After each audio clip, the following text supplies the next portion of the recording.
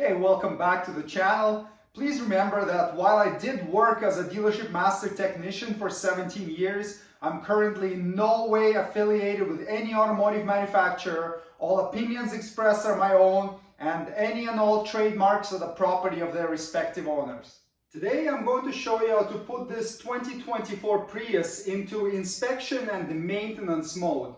What it does is it makes the gasoline engine run all the time, which is really useful for things like bleeding engine coolant or checking ignition timing or doing emission testing where you need the engine to run. Okay, so first thing you want to do is turn the power on without touching the gas pedal or brake pedal. So press the button twice. Okay, so now we have ignition on. Okay. Now you have the vehicle in park. Press the gas pedal twice. 1, 2. Now hit the brakes and move it over to the left to shift it into neutral. Now press the pedal twice again. And now press the park button to put it in park. And press the gas pedal twice again. Okay, now you will see that you have this CDY2E come up on the dash. So now press the brakes and press the power button.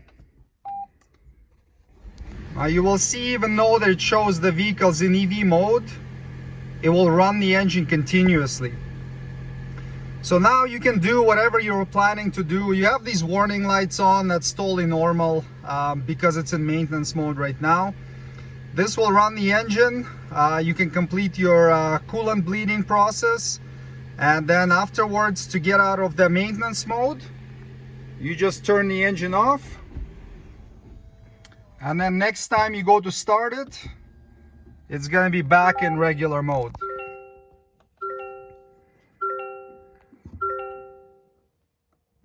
And just make sure you don't drive it in the maintenance mode. It's only for doing coolant bleeding and inspections and those sort of things. Do not drive it because it may cause damage to the vehicle. Thanks for watching. Subscribe if you'd like to see more Toyota Prius maintenance and repair videos. See you next time. Cheers.